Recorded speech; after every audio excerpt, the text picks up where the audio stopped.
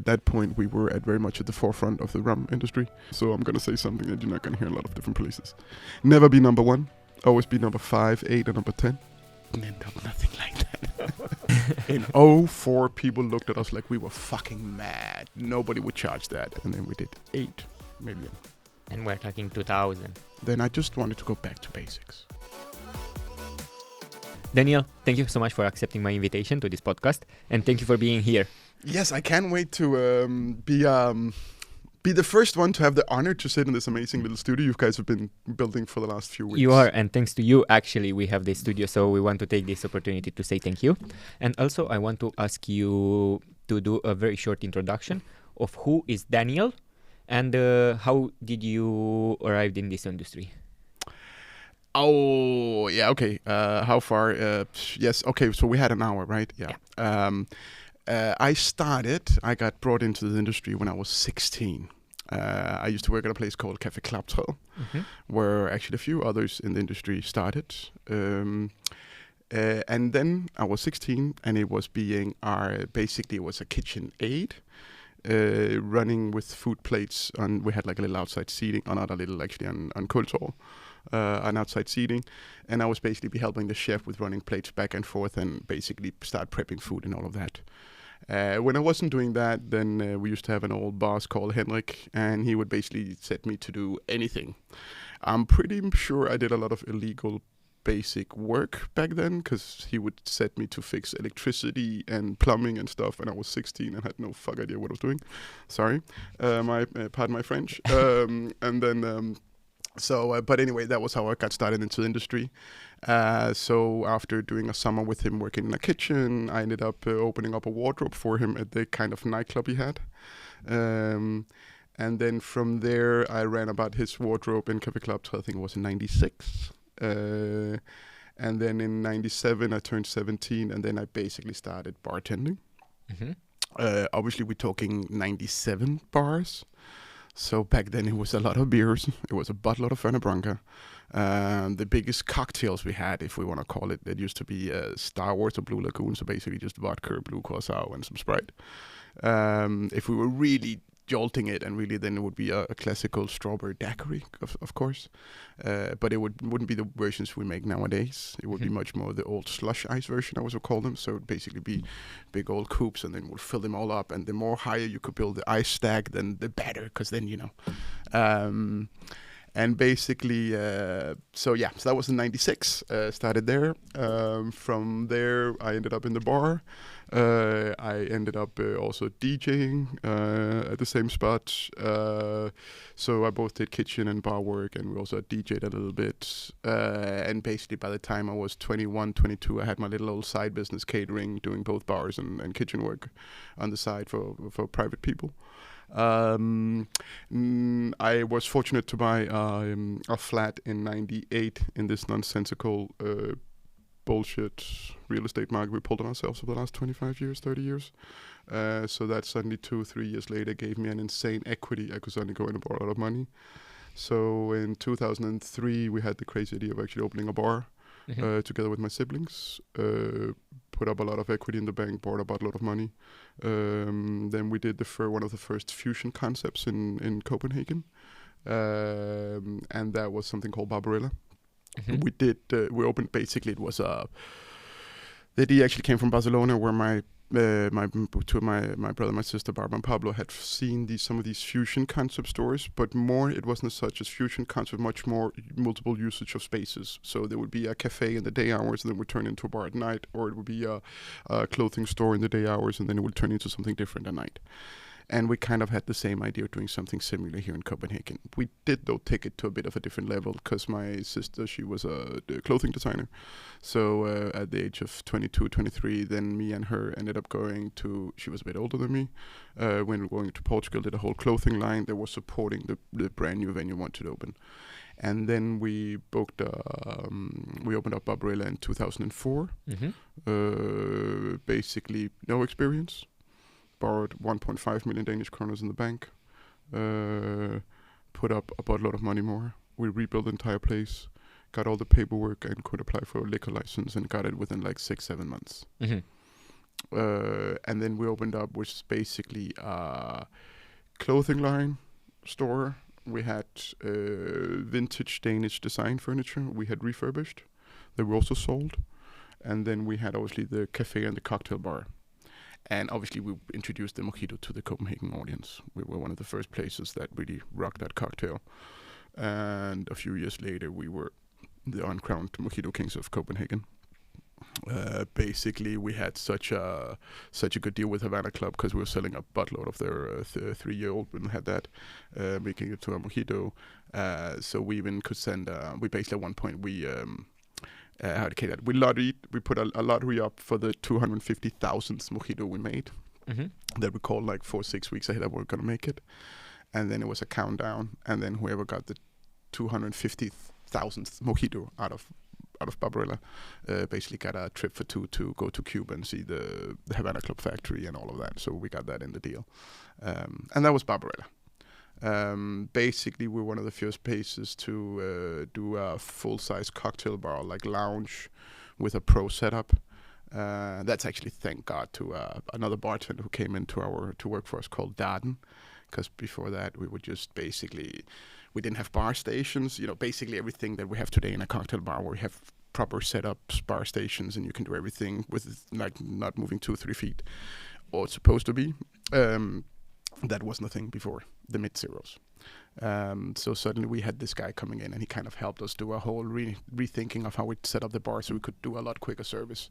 Because basically we're just 5 headless chickens running behind the bar, and everybody's doing everything in all location. It was a bit mess. So fortunately, he got in, and that helped us to help Barbarella a lot, raise it to a new level. We always struggled a lot with our kitchen. We weren't the best to get our kitchen out and knowing, but we were very well known for our cocktails. We ended up being a lot of the industry hangout. So we used to have the whole Noma crew in before they got the Michelin stars, and they would come in and have a lot of drinks. We basically had a lot of the bartenders who would come in as well, and a lot of industry people. We would be the one spot that would be open till 4, but wasn't really a nightclub. It was much more of a lounge bar with DJs and obviously a bit of a dance floor, but it was more of that cozy kind of vibe going on. And we had a lot of industry people looking at us because nobody truly understood how we could open a bar in 2004. And by 2006, without any major press, without any major ass kissing, we would have a line outside our venue or a little cocktail bar club, whatever you want to call it, from about 10 at night till about 3 in the morning. We had that continuously for a year and a half, and we were not out, promoting it that way. How many bars were they open in that period in Copenhagen? So when we talk 5 and 6, when we opened up Barbarella in 2004, there would only be, if I'm not mistaken, and now people might correct me in the comments, but back then it would be Guild who had opened up in Randshovsgade. There would be obviously Ys as a cocktail bar because it's one of the originals we have here in our port. There would be another place opening up in Elmegade. I kind of forget what it's called. It used to be where Paul, that now has Union Kitchen, he used to work there.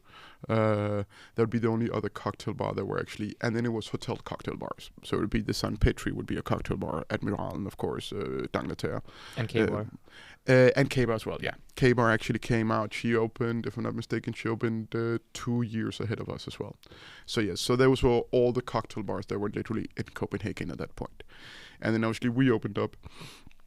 And I remember people got mad at us because we were the first guys to charge 79 kroners for a mojito. In that standards, that was a lot. In 2004, people looked at us like we were fucking mad. Nobody would charge that. And basically, the only ones who were charging about 80 kroners for a cocktail would be Petri and some of the other 5-star hotel bars. But we shoved our cocktails full with alcohol. Essentially, we did the classical pour of 2 ounces or 6 cls, and we did that into all our cocktails, and that was also rather new. Obviously, Kirsten had been doing it as well, Guild as well. A lot of the hotel bars, they were still very under the measure dictatorship, as I call it, when unfortunately some people to keep measures and everything, then they ruin the cocktails. So we were basically that.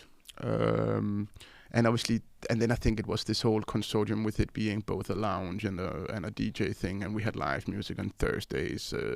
We had one of the best jam sessions going for about 3 years with the Agami brothers, where we had anybody from Naughty by Nature to all Run DMC rappers coming in on a regular Thursday night in the middle of nowhere in Copenhagen. They would be giving a live concert, a little jam session. And then we used to host a really giant street party as well. So that was kind of like where it all started. Obviously, you learn a lot. I was 23, 24 years old. I basically just mortgaged my entire equity in the bank and poured a lot of money and then started. There are a lot of things that I would be very different today if I had to redo it. That's one thing that I want to ask you. How much risk you took then? Will you be willing to take it in today's days? Ooh, interesting question. Obviously, when you're 24, the world is at your feet and you can do what the freak you want, and whatever you don't make up, you can always catch up on, right? And I will say back then, I didn't really see it as much as a risk. I was very sure that what we wanted to do was so genuinely different, so we could generate a space where people would love that. So I didn't really see it as much as a risk. It was much more like, hey, yeah, sure. I mean, and this real estate market is stupid. I got all this equity. I might as well do something with it. Obviously, this is very different from what my parents wanted. My parents wanted me to be a diplomat. I was supposed to go and be in public service. I was supposed to go work at the Ministry of Foreign Affairs. That was the whole idea. It didn't end up nothing like that. So I would say today I wouldn't be as risk adverse as I wouldn't be able to take on as much risk as I would do back then. But you also maybe hit a little above a point that I think that the risk right now of being small independent entrepreneurs is very much higher than it was 20 years ago. Mm-hmm. I think the world today does not welcome small entrepreneurs. Truly. Mm-hmm. You said your parents wanted you to be a diplomat. What was their reaction when you said, Mom, Dad, we want to open a bar? Because you were with your siblings. We put all of our money into a bar. Yeah. When there's another 10 bars open. I will say, I don't know. I think they had a pretty good idea that maybe I wasn't going to turn out the way they wanted it, first of all. But also, I mean, I don't know. They always looked at it and were very much behind us. So in one way, they were really scared. And they were really like, but okay, if this is what you want to do and you're putting up your own money for it, then obviously you can do what you want. It's not because it's, they didn't go against it. And I will say they supported us quite heavily. Obviously, not having any experience and suddenly ending up basically I was 24, 25. I ended up being the back office guy, ended up being the guy who did all the bookkeeping and did all the numbers and did all the paperwork. So it was very much me who ended up with a lot of responsibility on it. Fortunately, I had no clue what I was doing. I had no studies or something that would tell me how to. So it was very much a leadership done by the heart and how I felt. And also, actually, we had a lot of talks about what we hated about when me and my brother and my sister, we sat down and did the whole idea behind it. It was very much also, what do we hate about how our bosses used to treat us when we were working? Mm-hmm. So we made a lot of unified rules in combination to how we wanted to react over our staff, for example. So, for example, we would never call and yell at our staff. Because, I mean, we've all had the bosses who feel the need to call up and yell because you've got something stupid, Mm-hmm. And that always deteriorated more our wanting to go to work than it actually helped anything. So in that sense, I think that we made like some rules. So, for example, we would never shout at our staff during our shift. If we need to talk about something, we will note it down, and then we'll sit down after the shift, and then we'll sit down and have a chat.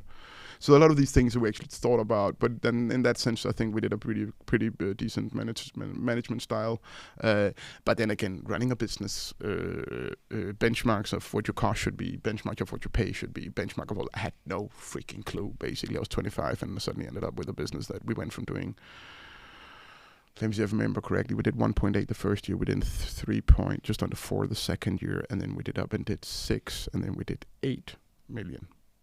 And we're talking 2000s. Yeah, we're talking basically 2004, 5, 6, 7. So we started in 4, we did 5, 6, and 7, and then we had the big break, obviously in 2008, when the entire financial crisis hit us. And then another thing also hit us was the opening of the meatpacking district here in Denmark. Before that, obviously, it wasn't anything.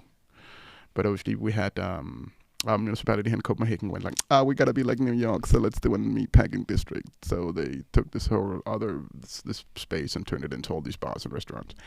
And basically, in the summer of, if I'm not mistaken, the summer of '08, when that opened, it was also, was it '08 or '07? I think it was '08.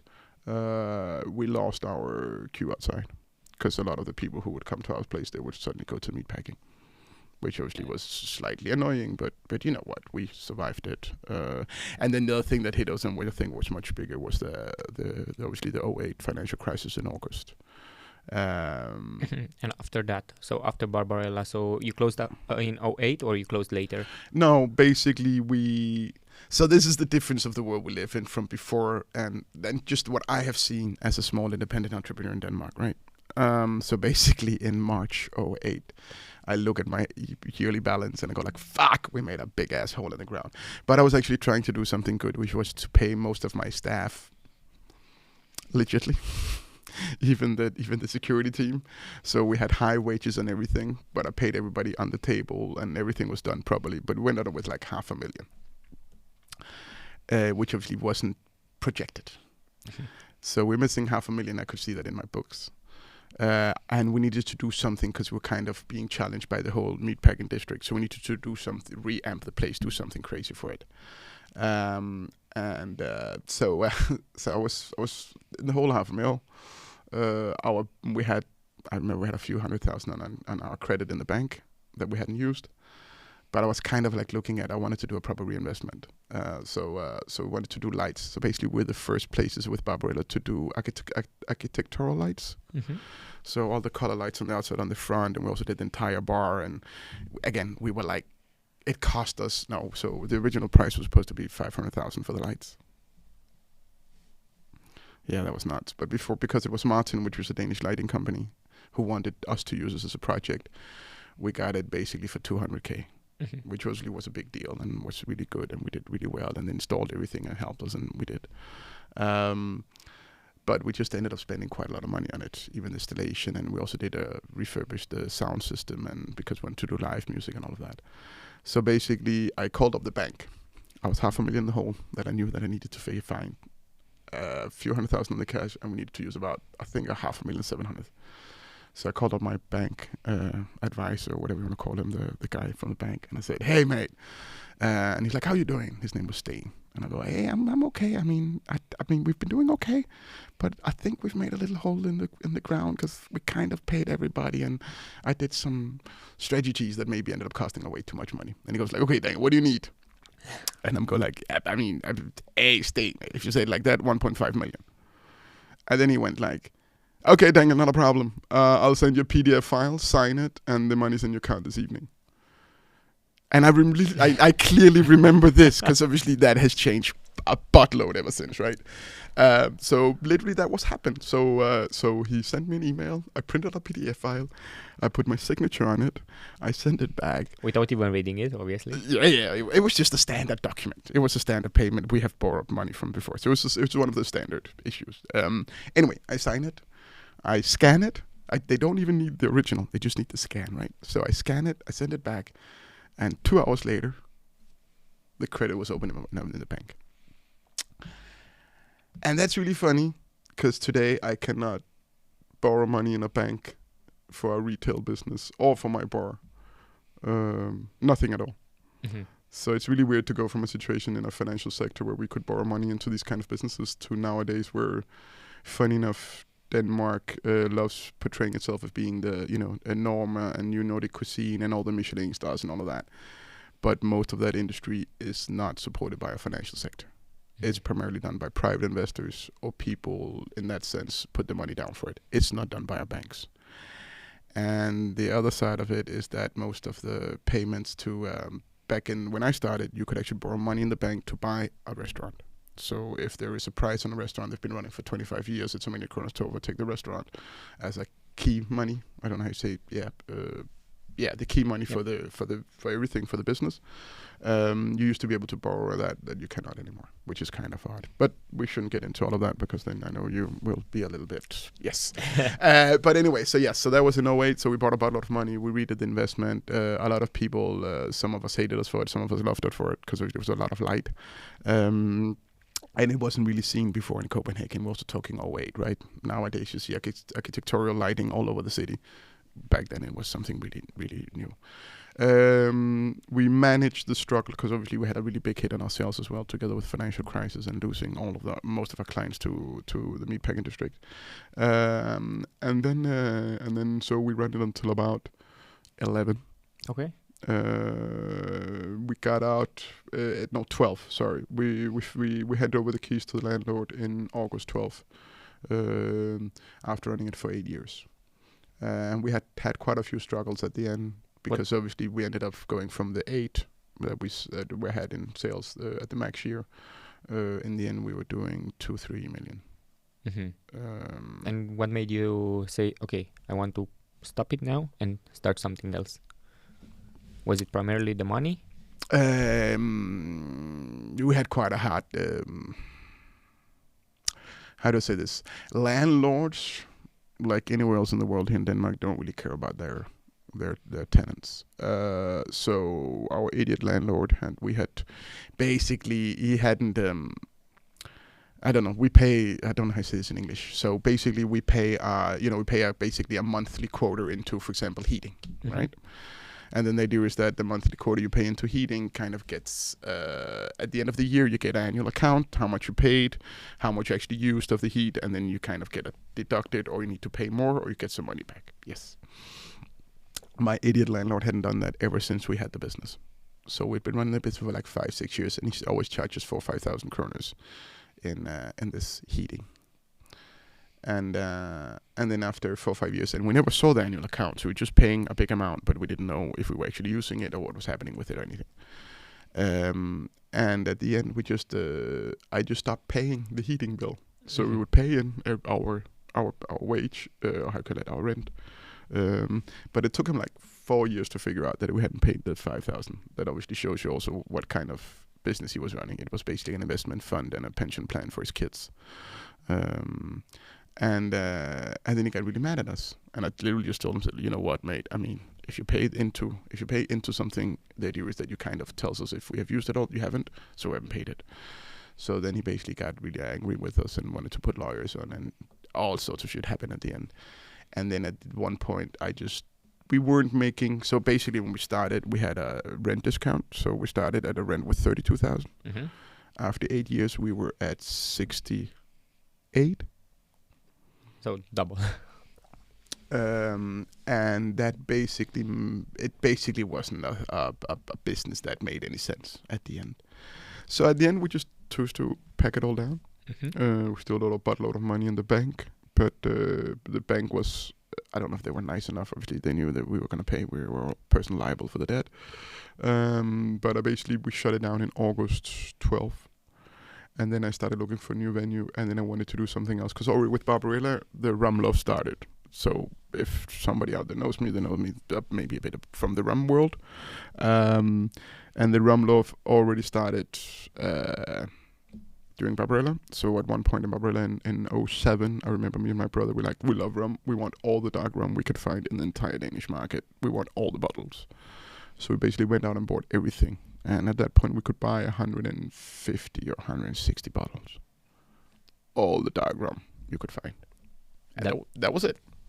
That was one of my questions, but you already answered to it, where that love for the rum came. So it came when you were in Barabara. Actually, I mean, if we had to be completely honest, I usually blame my parents. Because my parents used to have, in the 80s, they would do summer coffees. And summer coffees is basically rum and coke with ice cubes put in a thermos. But when you pour it out of your thing and when you're on the beach, it kind of looks like you're drinking coffee. Yeah. So I used to blame them. And then obviously in the 90s when Havana Club came into Europe, when that deal was done with Pernod Ricard, then we pretty quickly got Havana Club into the Club 12 where I used to work, like mm-hmm. I said. And then, I don't know, rum has just always been the one thing that kind of talked to me. I think it's It's a little less harsher than a whiskey, and obviously doesn't have the peat. But obviously still have the sweetness that we know from the white American oak barrels. So in that sense, I think that was basically what started it. And yes, so basically at Barbarella we had a giant shelf on top of the bar with those 150 bottles, and we obviously had all those rums in. We kept on buying more. We had a lot of people coming in for the rum. We're talking, this was before, we started buying that, and we sold a bottle of also Zacapa before it was bought up by Diageo, because that was only in 08. Or 7 or 8. And then, so basically we just had it as a cocktail bar and a rum bar, and that was basically what we ended up making a lot of, and that was the main business we had for the last long years, basically from 08 to 12. From 08 to 12, and then you moved into Rum Club. Yes, because then obviously we shut down the business. We still owed quite a lot of money in the bank, because we never really regained what we borrowed before the crisis. And then basically I said so basically we had all this rum, and then I closed a new venue in Studiestræde, in the old Latin Quarter here in Copenhagen, and then trying to turn our old shop also into a bar. And then we went out and bought a lot more rum, because I just wanted to be like, with Barbarella, we always had to explain what it was. It was a fusion concept. We had a clothing line, we had furniture, we had cocktails, we had food, and it was DJs, and it was live music, and it was, basically anything in the fucking world you could put under a roof and serve some alcohol to, will do it, right? So after that, where it was such a multiple faceted business, then I just wanted something really simple. I wanted something that I didn't need to explain. I wanted something that would explain itself. And then I did Rum Club, and funny enough, I had still people coming down into my Rum Club and asking, so is this a whiskey bar? And you have Rum Club with a big sign across the entrance. The staff was standing in bartender, the web vests with a Rum Club. The menu said Rum Club, but we still had people asking whether it was a whiskey bar. But no, so then basically I just wanted to open something that was simple. I didn't want to do anything with food. I just wanted booze, cocktails, and I wanted really high-end booze. And then we signed in, if I'm not mistaken, we signed in January, February, something like that in 13. And then I took over the place, I think, 1st of February. We rebuilt it doing like 2-3 months. And then we turned it into the first Rum Club that we did in Studiestræde. Oh, actually, no, that's not true. I opened up a place called Studiestræde, what was it called? With another old Copenhagen bartender who unfortunately is not with us anymore. His name was Grummet. He and me, we had obviously Grummet has been coming to Rum Club to Barbarella for many years after he was closing down Petri. He would always come in with his staff and get shit-faced at our place. And when I had to redo Rum Club, and he was basically the proper rum geek here in Copenhagen. He was actually the guy who had me start blending myself when we had to do the Rum Club blends in the beginning. And basically we started a place called Studiestræde Bar and Spirits, if I'm not mistaken, or Spirits and Bar. And the whole idea was a little bit what we're doing with Rum Club now, is that it was basically a bottle shop with a bar as well. And we ran that together for about 6 months. So everything ties to rum, basically. Yeah, it ended up going pretty much that way. Because then after 6 months with that, then we had a bit of a disagreement. I stayed with the venue. Grummet, he started his catering with, ready-made cocktails and all of that. And then I stayed and I turned it from that into Rum Club. Just 100% rum, nothing else. Didn't want to do anything else. And back then in 13, 14 must have been, we had about 500 different bottles of rum at Rum Club. I'd also brought out some of my old selection, my personal one. So we would have the old distilled Dorados 25 releases. We would have, we would make cocktails and a lot of the Villiers releases that nowadays are the treasure trove of many rum collections. We would do cocktails on them, because obviously back then we'd get them thrown in by the distributor Hinton called Jules. You've had Max in here. or not in here, but yeah. And then so basically we'll just do rum cocktails, and it was all about the rum. We had 500 different bottles of rum. We opened 4 days a week, no food, nothing, and it was just rum cocktails. We were though in a bit of a Studiestræde is known for being a bit of a like party street, and next to us was a place called Bar 7. Actually owned by one of my old bar managers called Shane. That's a completely different story. We won't get that into that here because I want to be able to keep it nicely. And basically, we had a lot of people who would come in because who liked the overflow, right? And we were two very different spots. His was a very much a party going town, and mine was like high-end cocktails and exclusive. But people would come down to the rum club and go like, "Oh, it's a rum club. Can we get I want a Captain and Coke." And at one point, I got really fucking tired of it. So I went to my distributor, and I found the most expensive Captain Morgan you could, which was like $250 for a bottle. And then I put it behind the bar.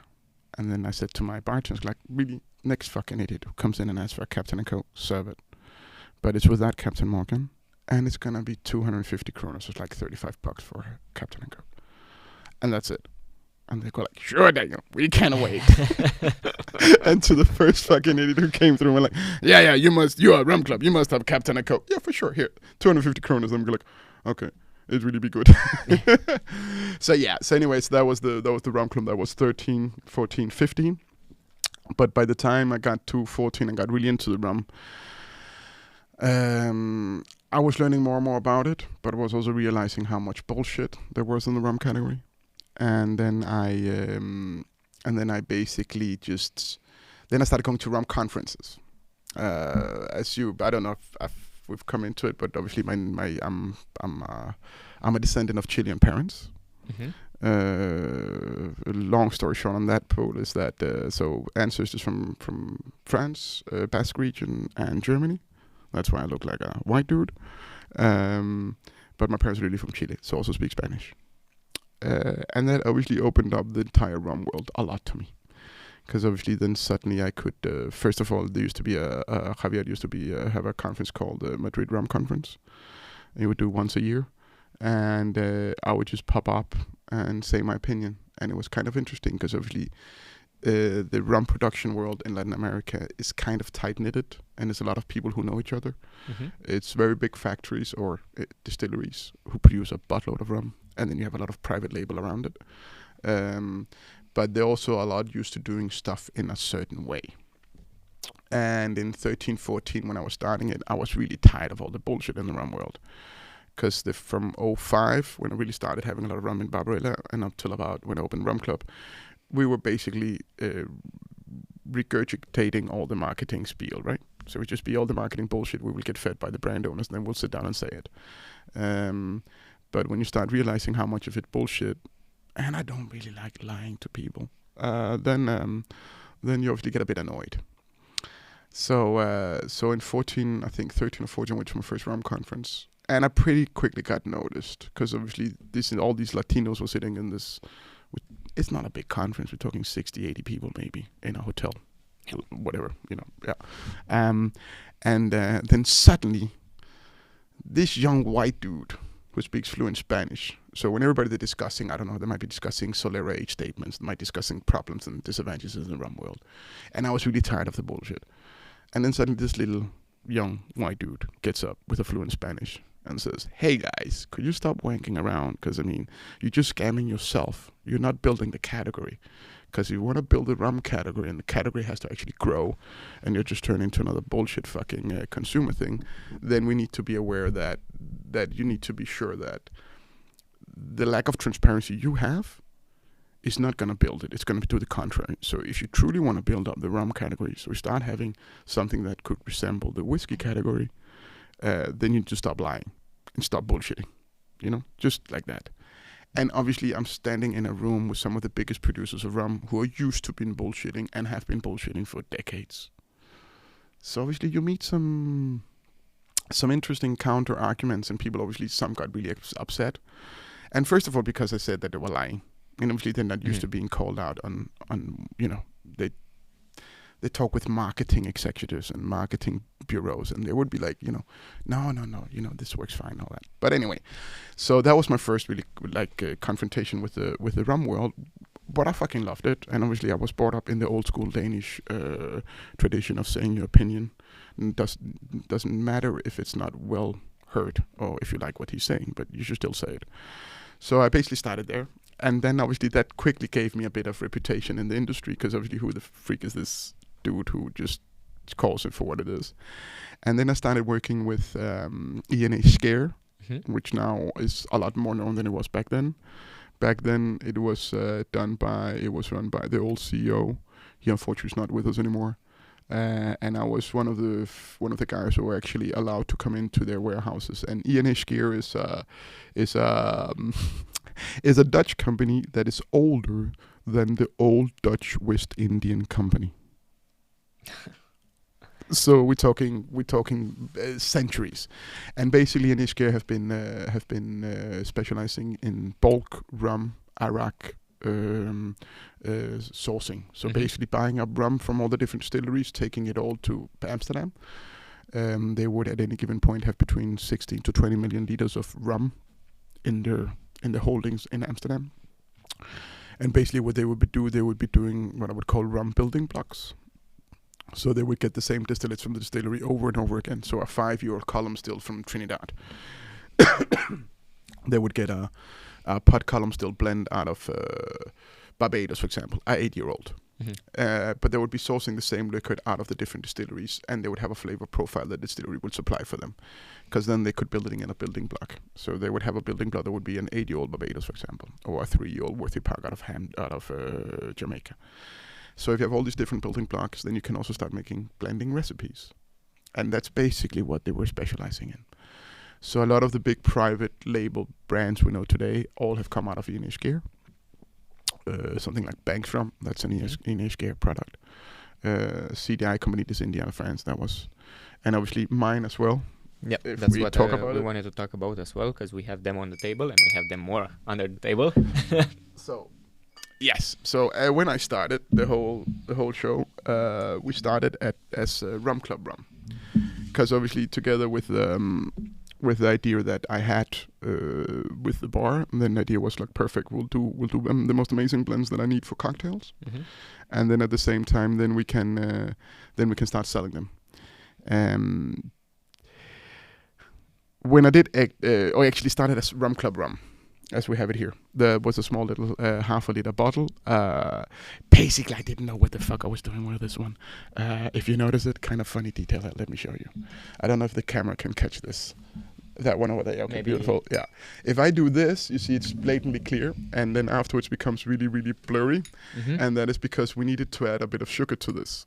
But because I was 100% amateur when I did my first batch, and I didn't want to use any artificial flavorings, then I literally took organic sugar that I diluted. We boiled up, that we diluted, that we added back to the rum.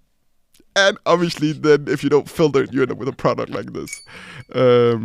Fortunately, my Danish distribution company kind of didn't mind the what do you call it, the learning curve. Yeah. Especially when they saw that was the first batch that we called Rum Club Rum, that I basically did out of E&A Scare. We took it up to a girl in Taberede, Pia in Taberede.dk, which is just a bottling plant. They helped us a little bit with some advice on how to do this, but basically, we did fine, but obviously there was a lot to learn. And there is a... Yeah, we actually got silver on the San Francisco, for that PG blend. We actually got silver in the San Francisco spirits composition, because we sent some of the products over.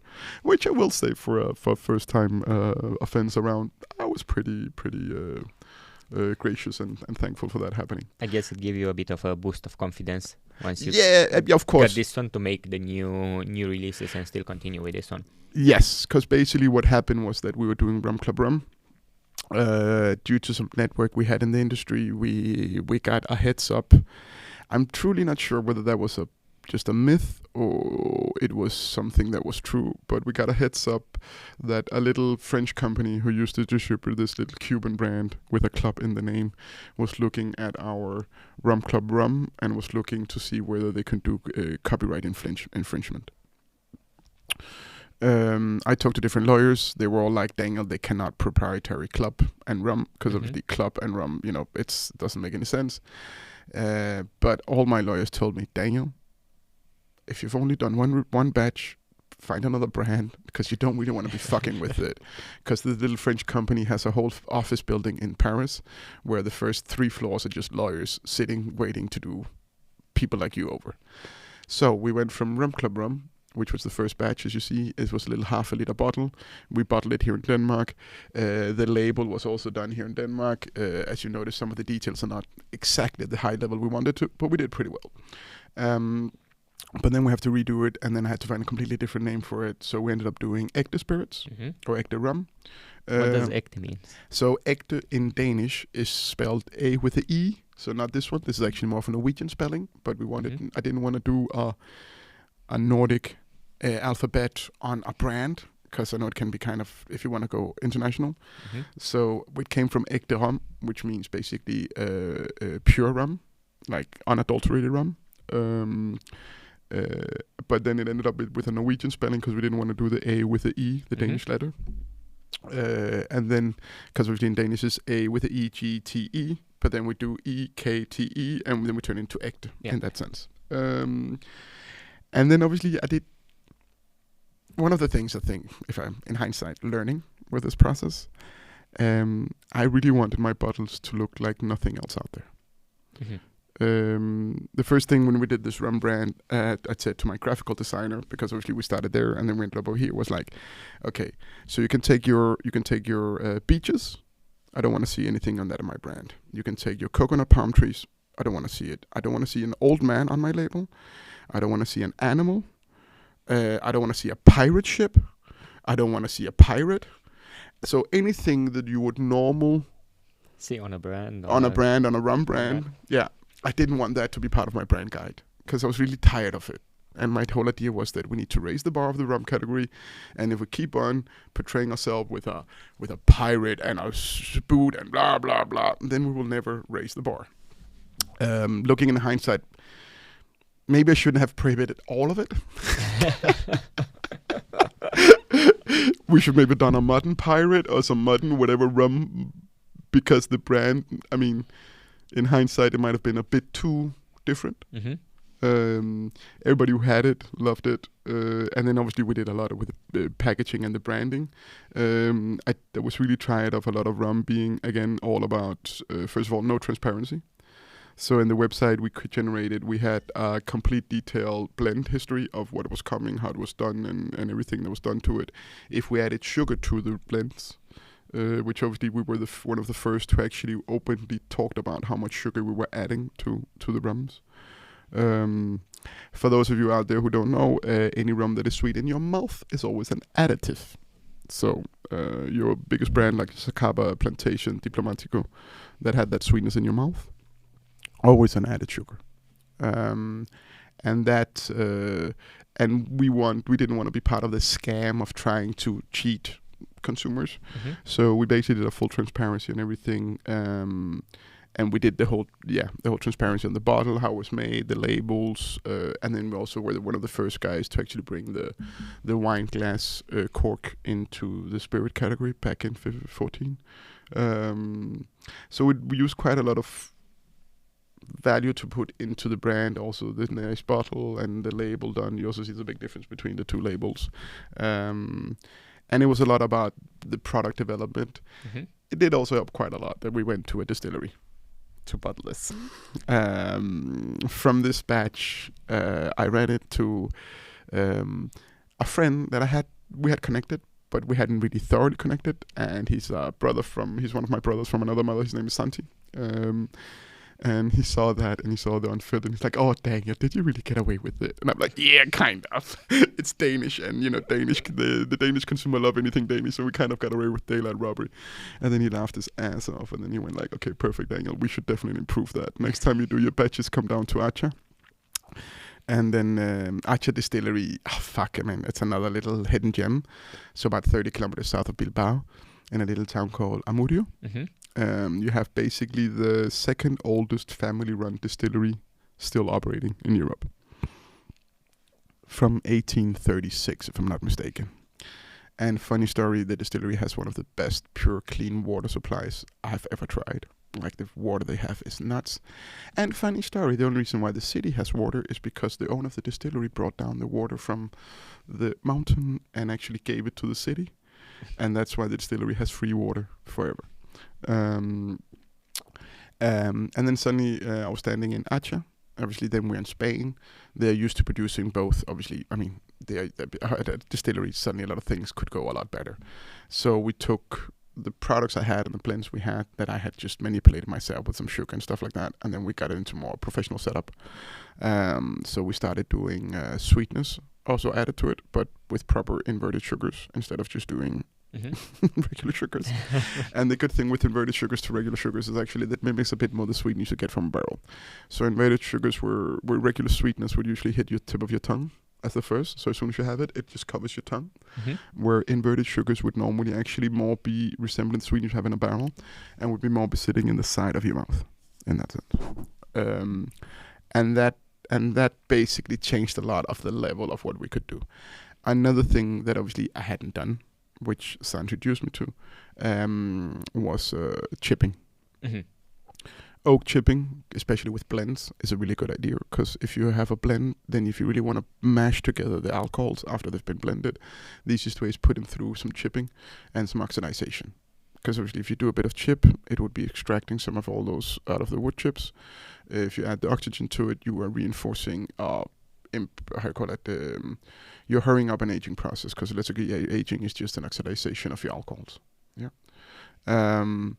And basically, so we started doing chipping of our products, which with a lot of Virgin American oak chips, which would tend to generate a lot of butterscotch and vanilla nose that we loved, but without having to add the sweetness to the rums.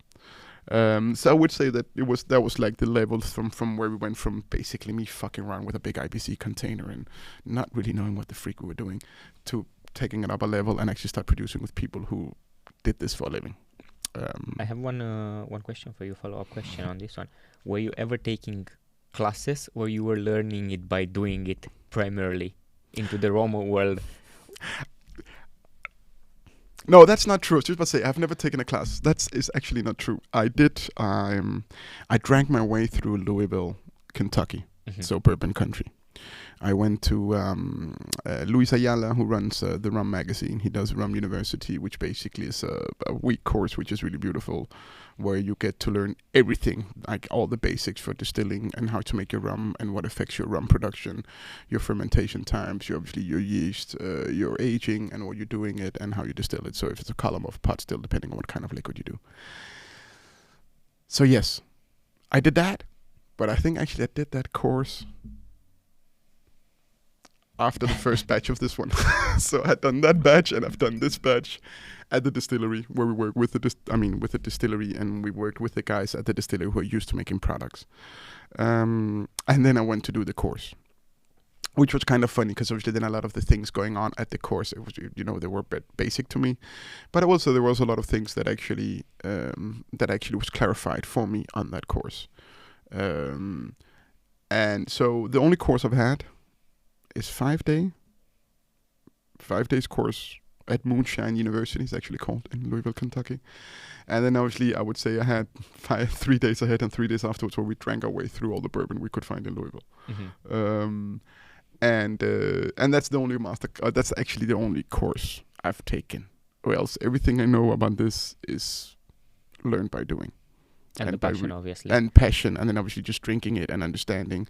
And then also I think obviously having an understanding of the chemical processes and everything that goes on in a barrel and everything that goes on in a spirit, and what actually happened during your fermentation, and at least what it influence a lot on these different liquids that you can generate. Because obviously sugar and yeast and a distillation apparatus doesn't generate necessarily the same liquid. You can do 120 different liquids depending on how long you ferment and how you pull out your liquid and all these different things, right? So yeah, so it's a very much like most other things, actually, I've learned myself. It's just been by doing it. It has been interesting, I will say. So for example, obviously I got the medal for that one, which obviously was a big, pat on my own shoulders. We gave the whole product range to a Danish distribution company, and they were just getting started on the booze. They were really good at selling wine, but they came to me and actually asked me to develop a brand for them. And then I'm like, yeah, sure, I'll develop my own brand and you can have it, not a problem. I am thankful for the support they gave me. The guys are called Vinoble. Because I don't know if a lot of people would take that kind of a risk today. And it was very much just like, yeah, Daniel, you go, we'll buy. First order, 1 million kroners. Perfect. Yes, okay, I can do that. I guess the competition in that time, there wasn't such a high competition in Denmark, at least, with the somehow private label. Cause No. I mean, right now, if we... today, the amount of shit you can get private labeled, it's nuts, right? I think I'm down to 24 bottles of gin. I can call somebody up and make a label for it and call it my own. That is nuts. When I started this, the smallest quotes I would get would be 4 or 5 pallets, and a pallet is usually around 600 bottles at least. So if you had to do 5, it's 3,000 units. That's a buttload. And if you don't know and you don't have sales and all that, that's a lot. So yeah. But fortunately, due to the fact that I worked at the first batch we did here, I talked to P and we could get down into how many MOQs there was. And afterwards at the distillery, through the network, I ended up getting with Santi, and the relationship I got with the owner of the distillery down there called Gabi. He's also an amazing guy. Went down and going down to 2 pallets that we were allowed to put through the machinery. And then I would have a higher startup fee because obviously the cleaning of the machinery, the tubes for the filling machine and all of that is actually what ends up taking a lot of the time for them to going from one batch to another. And so yeah, so that was so the learning by doing, and not at least all the little gimmicks, because obviously if you're running into the distillery, it's been running for 100 and I don't know, almost. Jesus shit, it's gonna be 200 years in not a long time. Then obviously they have some tricks up their sleeves, and they can do some stuff with the liquids. And it's kind of interesting because the one thing I see actually with a lot of the bottlers here in Denmark now, I see a lot of mistakes that are primarily mistakes and are not avoided primarily because we've had too many years with no distilleries. So all the knowledge that used to be in distilleries also here in Denmark, basically on how you can make products better and all of that, the little tricks are all, most of it is gone. Because obviously there hasn't been any small distillery where that knowledge have been surpassed generations to generations. All the distilleries we used to have here in Denmark in the 80s and 90s, they would be the big distilleries. So we're talking, it's like your Aquas in Norway, right? So we produce aquavit, but it's Aalborg. It's the Danish spirits factories, which is basically just all the sugar beet factories. Is one of their sister companies, and they make a buttload of neutral alcohol and they turn that into schnapps. Not really interesting because obviously it's just a neutral spirit and that has some common flavor, and there you go. And that's kind of funny because obviously a lot of the tricks I learned down there, I see that we don't have them here, and the knowledge is kind of forgotten in here because obviously we don't. And all the people who have gotten into the industry are fairly new. So that's kind of interesting because I see that in the places where they've kept the distilleries running, they haven't forgotten all those little tricks. And the funny thing is, there was that old dude in the Tabariet. Jesus, I forgot what his name was. And he was like, Daniel, but if you need to figure out how that, there's an old trick I can tell you, but you can't tell the owner because she doesn't approve it. I'm like, what do you mean? Take that shit we just bottled, or take that we just mixed, take that, put it in the back of your car, drive around with it for 5 days. And after 5 days, you have a pretty good idea how the end product is going to be. And I was about to wait for 4 weeks. And what do you mean? And he's like, yeah, don't worry. It's the oldest trick we used to do. And then he told me whatever distillery used to work at like 40 years ago. And he said, the oldest trick you used to do is just tuck it out there. Because obviously with all moving around and all of that, then your alcohol's kind of settle in. And if you run around with it with like 5 days, then it's more or less the same. That's going to take like for a week. And I laughed my ass off. And what did I do? Of course, I took one of the bottles and I tossed it back on the car. I went like, yeah, sure. I mean, what the fuck am I going to wait for 4 weeks for when I can do this in 5 days?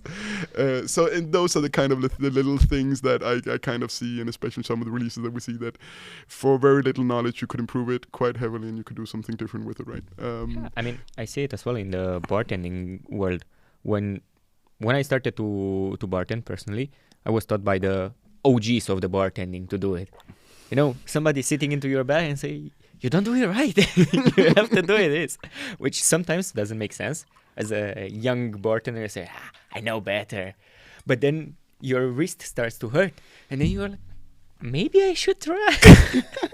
But that is exactly it, right? So, no. And that's also the funny thing, like you say, yeah, bars as well, right? So, if you want to go into that, so the first few bars are made in comparison to the last bars we've been made, it's obviously a very big difference. Obviously, one of this Johnny Rum Club is a shit show, but we'll get to that story later.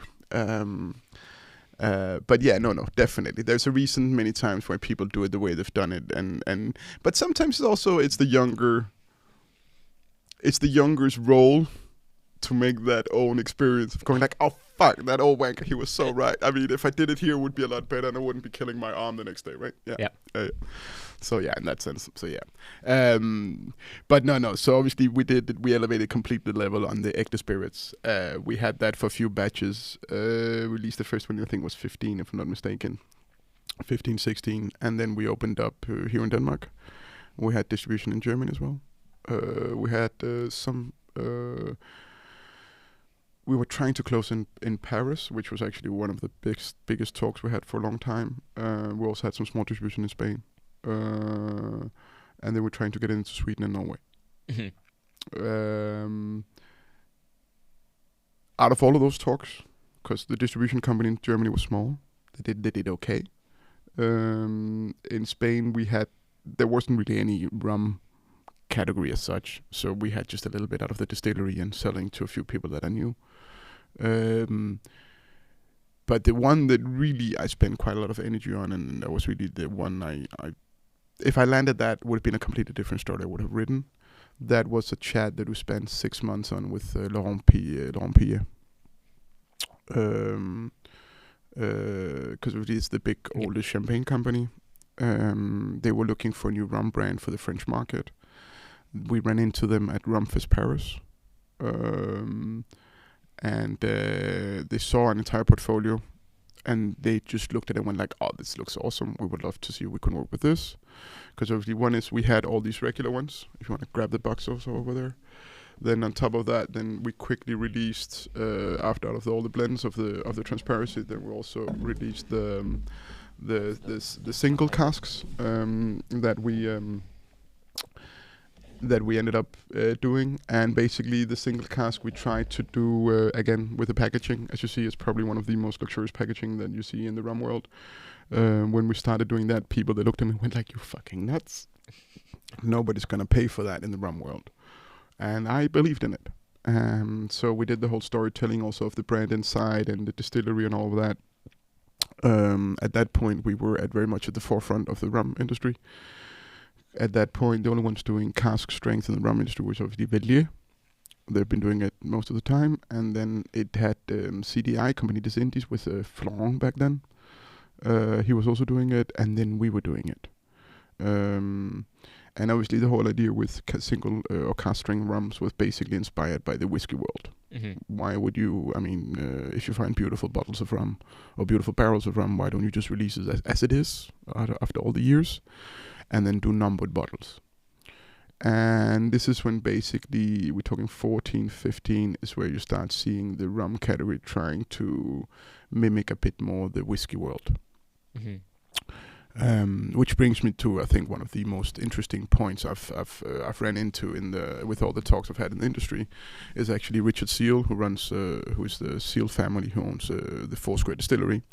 At one of the conferences in, I think this was 14 or 15 or something like that, in Madrid, he stands up and has a talk in front of all of these. And I remember this, I think, is the second or third year I'm attending. And I've already started talking about this thing about transparency, and then we need transparency if we want to grow the category and all of that. And then Richard Seal joins the room, And he comes in, and obviously it's really interesting because a lot of the English-speaking rum world and the Spanish-speaking rum world don't have a lot of things where they kind of cross-reference each other. They're still very divided, which I find really funny because obviously they're all producing the same stuff and they all, But anyway, so he comes in and he basically says the problem with the rum category as today is that it can go two ways. Either we go the vodka way, which is all perceived value. So that means that there's nothing about what's actually inside the liquid. It's not about how it's produced. It's all about how it appears.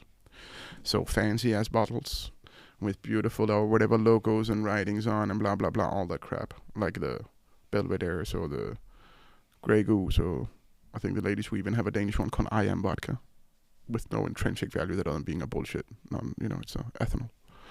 I forget. The difference between your expensive and your cheap vodka is that the cheap vodka always add a little bit of glycerin to it. And they do this because you basically manipulate the alcohols. If you add a bit of glycerin to your regular alcohol, you change the viscosity in the liquid so it smells a lot more smoother. And you also encapsulate the alcohol molecule so you don't taste it. So it's more pure. I would say it's more unpure because obviously you're adding chemicals to it, but then again, most people would accept it being a much more high quality product because obviously it's a lot smoother and we don't taste the alcohol as much.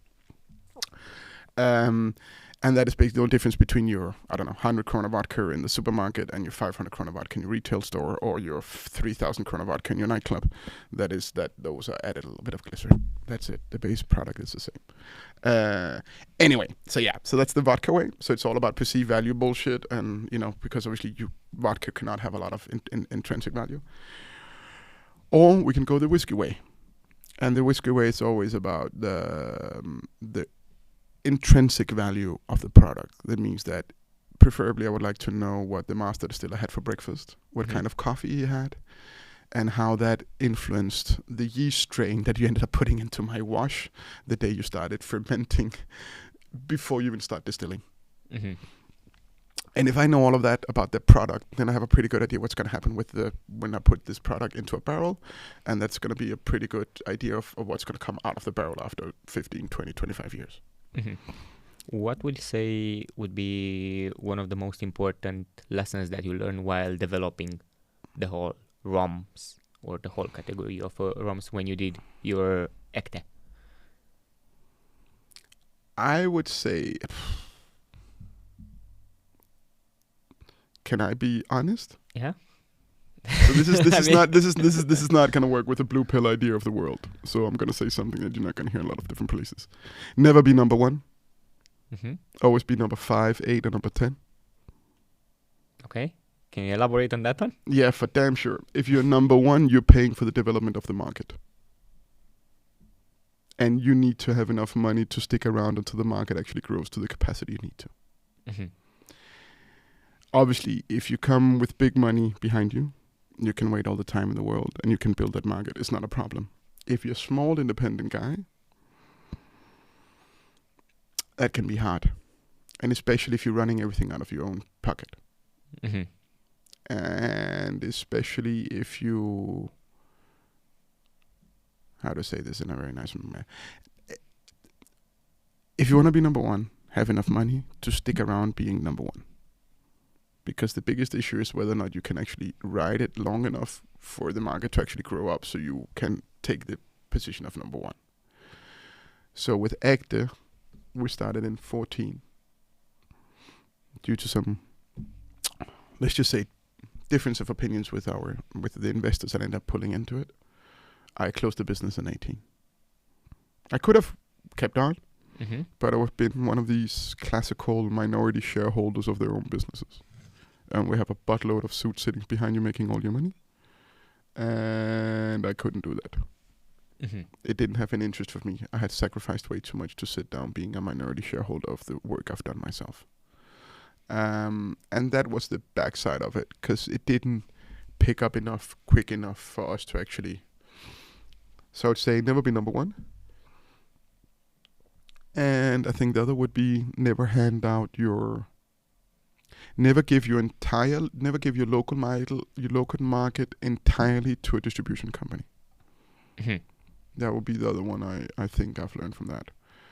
The biggest issue I had with Egde at the end was that we were not allowed to do anything locally. So when we tried to push some products and we tried to get some products known and get them out to work for us locally, and obviously our local market was supposed to be here the safe base, right? Yep. So that was generating enough sales so we can fuck around doing all the things on the export markets and trying to see if we could open up other markets and yada yada. Unfortunately, we didn't grow enough here in Denmark. And so the orders from our distribution company they weren't recurring quick enough. And then we were picking up different markets. We started doing other products. So we did some organic products, different styles, because we're trying to, besides the rum that we had 5 different blends. So we had the white rum, we had a spiced rum, we had a sweet rum, we had the same as the sweet rum but just unsweetened, because I liked both blends. And then we did a rum geek version, which was basically a version of a Jamaican pot still that we did ourselves, but it was not so expensive, but it was really beautiful. But the 5 blends, there were only 2 that were very commercially viable in that sense. Obviously, it was the spiced rum, it was the sweet rum. Our white rum was a bit too expensive the way it came out, because the white rum we ended up making was partially aged. So if I'm not mistaken, so this white rum was 50% unaged column still out of Trinidad. It was about 20% 3-year-old out of Whisky pot still. It was 20%, if I'm not mistaken, the Barbados 5-year-old pot column still blend. Or was it an 8? I can't remember, one of those. And then at the end it was some unaged Whisky Park, so high ester Jamaican rum. And funny thing is that obviously the Barbados that is in here comes out of Richard Seal, right? And this is actually a funny story about this blend here. Yeah. Oh, actually we can put it on top. Yes. So that blend there. The funny story with that blend there is that the first time I gave this to Richard Seal, I meet him in, that's gotta be 15 or 16 in Berlin. I can't remember if it's the rum show or if it's the BCB. One of them, whatever. And it was before I actually had a stand at the show. I would literally just show up and I would have all my different bottles in like a rolly bag. And then I'd go in as a regular person and I would go around, talk to everybody, and I'd be pouring out of my bag. Because really I didn't have the money. So, that's how you... Like any other small distiller. Yeah. Like all our small independent gypsies that walk around and try to make shit work, right? So anyway, the funny story is that I gave this the first time I gave this to Richard Seal. And obviously some of Seal's rums in this. And I gave it to Richard Seal and I go like, hey, Richard Seal, look, I improved your rums. And then he went like, what do you mean you improved my rums? And then he tried it and went like, oh, you bastardized my rum with some Jamaican. I'm like, no, you completely misunderstood, Richard Seal. I improved it. And that is kind of funny because this blend ended up, so I had this blend for a few years running. And after a few years, I tried the Luca Cacano and Richard Seal's Veritas blend. I think in US it's called Prohibitus or something like that. It has a different name, whatever. And I'm not saying it's completely my blend, but I will say it's completely, it's very much, very, very, very much inspired by that blend there. I think it's fun to see how people have evolved also within the category. So the first time I met Richard Seal, he would never bottle anything above 43 ABV.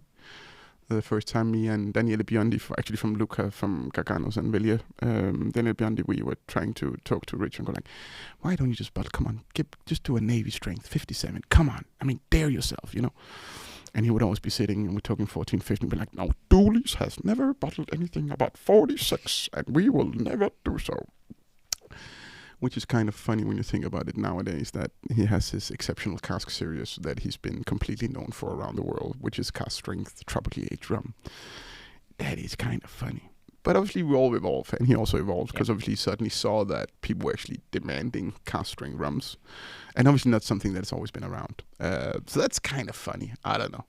So yes, it's been a silver medal, and that has been copied by some of the really big rum guys. So I've had some kind of influence, and at least I can see a lot of the packaging. So the packaging has gone up quite heavily in rum. Where 15 years ago they would all just pack it in the cheapest ass cardboard boxes, and now people actually care about the packaging. Yes. So from this one, from Ekte, Yeah. you moved to the next one. Yeah, actually, so from this one, we actually did a little of a detour. So we had that. Where? Let me put it.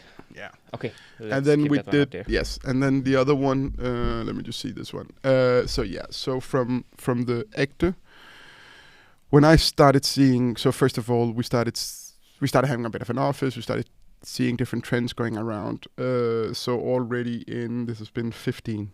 Shit, it's already 10 years ago. Pardon my French. In 15, we ended up, I had some few, questions and going into if I could do an organic brand of booze. And basically I'm like, yeah, sure, why not? Like I usually do with most of my things. So I just went, yeah, sure. I mean, we can find some beautiful vodkas. We can probably, at the distillery, at Archer Distillery, they've been making gins since 1850 something. So, So I called down to Gabi, and he was actually one of the first organic approved distilleries in Spain from the mid-zeros. And so I called him, like, hey, Gabi, can we? Yeah, sure, Daniel. And then obviously with Santi, he's like I said, he's my brother from another mother. I can talk flavor with him, like very few. So I can literally have a phone call with him going, Santi, I need a sample. And then I'll sit down and I'll tell him, I need this and this and this and this. I want the tasting notes to be this and this and this and this. We need to finish to be here. Can you please make sure that the back of my palate, this is what hits me? You've told me about this story, and when we had a chat about Vintervarm a couple of months ago, which we're going to get it in shortly. Yeah, so basically I just called him up and I went to both of them, and Gabi's like, yeah, dang it, what the hell, do what you need to, and then we'll figure out. I'm like, yeah, but MOQs and stuff, because it was still like a prior trial. Yeah, dang it, you know me, you're part of the family, so just come down. So we ended up making the rum we had some order for, so we made 3 pallets of this. And then we made also a gin and a vodka next to it. Mm-hmm. And that was supposed to be the high-end version of it. And we got it sold into, I can't remember, it was a Danish music festival, but the distribution company had that order. So when we supplied them, we're like, yeah, sure, perfect, why not? We'll do that for you. It came out looking like this, which I still find really like a sexy bottle. It's really pure. It's really simple. I've always been for the little bit more of the like clean Nordic design instead of too much bullshit. So we did that, and they delivered the 2 pallets for the client they had to, and then we also did the gin and the rum. And then I started a bit to go like, okay, if we can do this, but the problem has always been my packaging part. This lid is almost as expensive as the bottle, which is nuts. The label with the cutout and the gold is not the cheapest neither. So we spent quite a lot on the packaging part. So it ended up coming out a bit of an expensive product. If I'm not mistaken, this was needing to retail around 300 kroners, which was quite a lot 10 years ago. So they came back to me and I went like, hey, Daniel, we love it. The quality is spot on. We've sold the 2 pallets, but the other products seem to be a bit too expensive. So after that, then I went like, okay, sure. I mean, then we can always do a product and then you can flip around and change it. And then we ended up making something like this. So we did the Perua. This was my own brand that I did, but the Perua I developed together with Archer Distillery in the South. So it's a brand I have with them. Which is then calling it Perua Spirits. Perua comes from Basque and actually means pure, so pure spirits. And my whole idea again with the expression of it, as you've seen, simple, obviously use a bit of gold, but not in a clean. The bottle is a completely different quality bottle and everything, but then we could go down and hit a few price points that would be accessible for on-trade and off-trade. And then we developed that so we have the 4 versions here, where the spiced rum, the gin, and the vodka. And we're talking 16, 17. But besides this, the whole idea was we will do it in 5 and 10 liters bag and boxes as well, because then we could take the prices really down. And the whole idea was I wanted to find a Danish distribution company that could get the gun to go out and basically kill all the big. Because if we did a 5 and a 10 liter bag and box, we could basically beat the most, marketed prices from all the big ones at that point. Because then we didn't spend money on the glass. It was right before the sustainability trend, basically. Like the actual sustainability trend? When I would say yes. I would say again, I was out about a year 3 ahead. Mm-hmm. And funny enough, with the distribution company I talked to here in Denmark about this, like, oh yeah, Daniel, but I mean, we would love to, but we don't. I mean, we know if the market is still there, blah blah blah. And then I told them about the bag-in-boxes because obviously, I one thing we truly do not understand in this industry, and most consumers have no idea, is that about 50% of your CO2 emission on your bottles of either wine or spirits or whatever is actually the bottle. The bottle and the sand that is needed to make the bottle is a scarce product, or how I say resource. So the idea that we every day think that we need to open every bottle that we use on a daily basis, a brand new bottle, is actually rather insanity. And that was a bit the whole idea actually for the back-end boxes, was that my idea was to do back-end boxes but do them a bit higher ABV so people would water them down themselves. Because if you think about it, if this is 40%, it's because it's 60% water. Yeah. It makes no sense. Like, we should have prohibited water companies 10 years ago, because we all know that water companies don't produce water, they only produce plastic.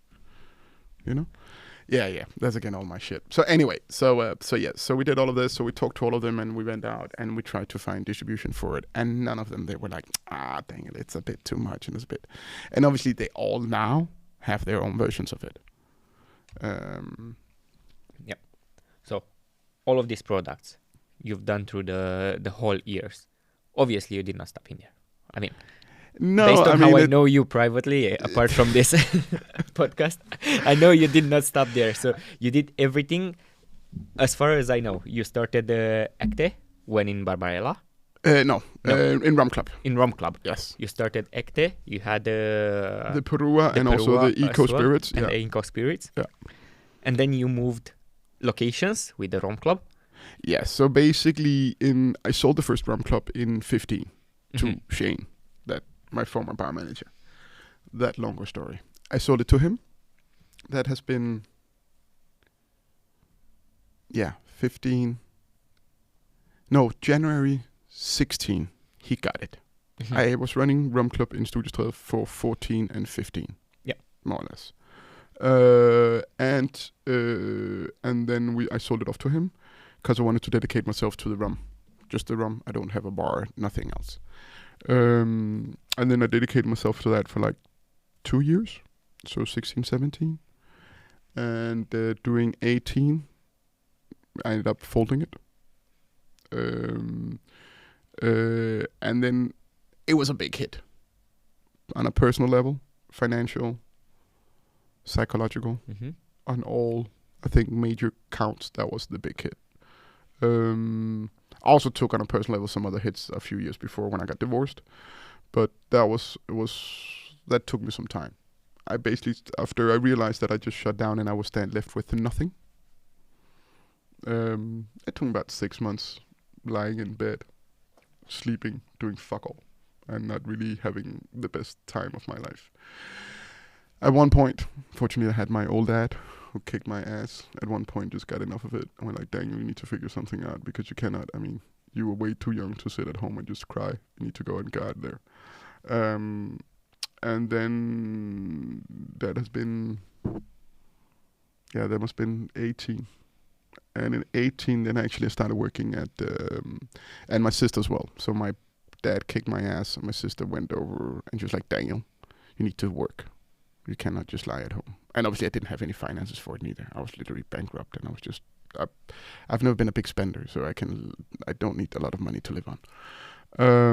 That not said, I don't like spending money because I've done that through my years. But anyway, so at one point in 18, if I'm not mistaken, then my sister grabs me and she goes like, Daniel, you need to go into work. And then I go end up being a event executor at Digibyen. Mm-hmm. And it was just because I needed something where people didn't know me, people didn't know who I was, I was just another weird cat just coming in and doing work. And basically in Digibyen I ended up doing, over the half year, a bit more than I'm there, I basically come back twice. First of all, it's great pay if you just walk in from the street and just get paid for the hours you're there.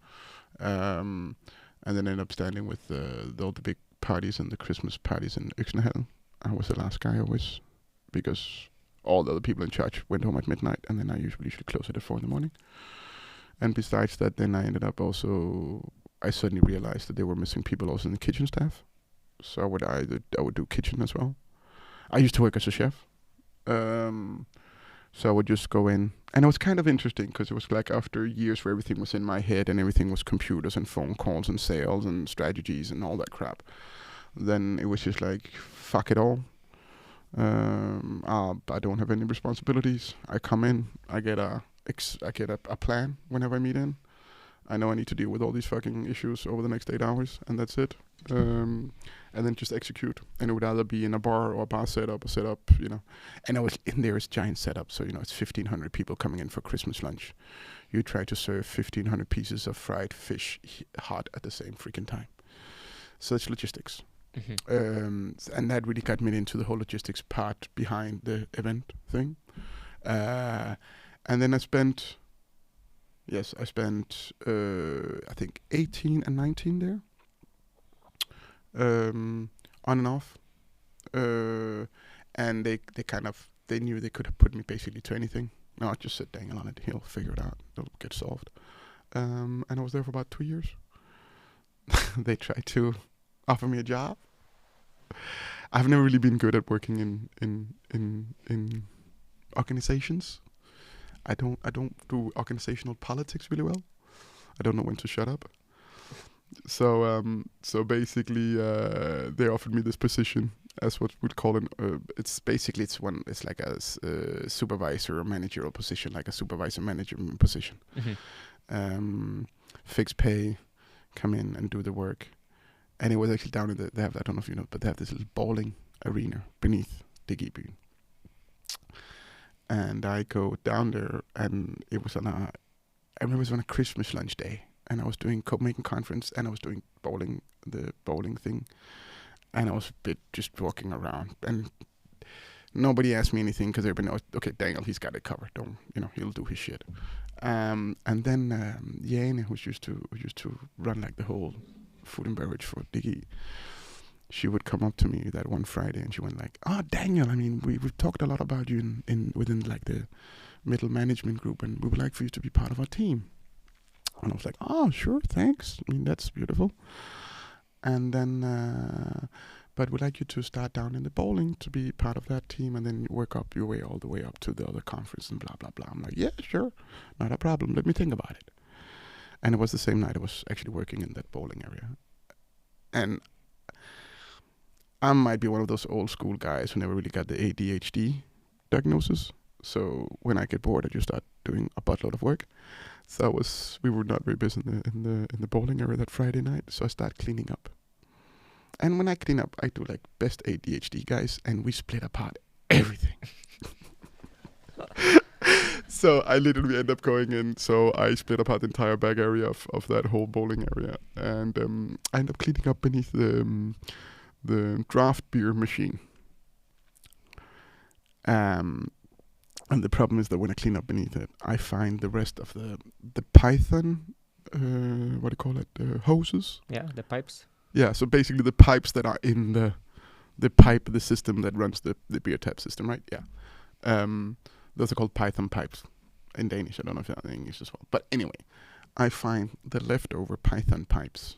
They were cut off when they installed the beer tap machine under the beer tap machine. And I literally, and then, so she asked me during the afternoon whether I wanted to. And then I ran into a few hours later. And I go, "Hey, Jane, quick question. When did you guys change beer, suppliers last?" "Oh, that was when we went from Royal to Carlsberg or Tuborg or whatever. We have two big ones here in Denmark. So whatever 3 years they would switch, because then whoever pays the most, right?" Yeah. And then it was like 2-3 years ago. I'm like, "Okay, Jane, I gotta tell you something then. I just cleaned up your entire fucking back room, and I just removed those Python pipes. Is it fair to say that you have run a business now here for 3 years, and even though you have professional cleaners, you have professional staff all over the place, none has cleaned beneath your beer tap system for 3 years?" And she looks at me and goes like, and she has no answer, because obviously it doesn't fit in her. And obviously I never got the job afterwards. Because Because I mean, you don't want one who suddenly starts asking all these questions who actually starts doing the job because of then yeah.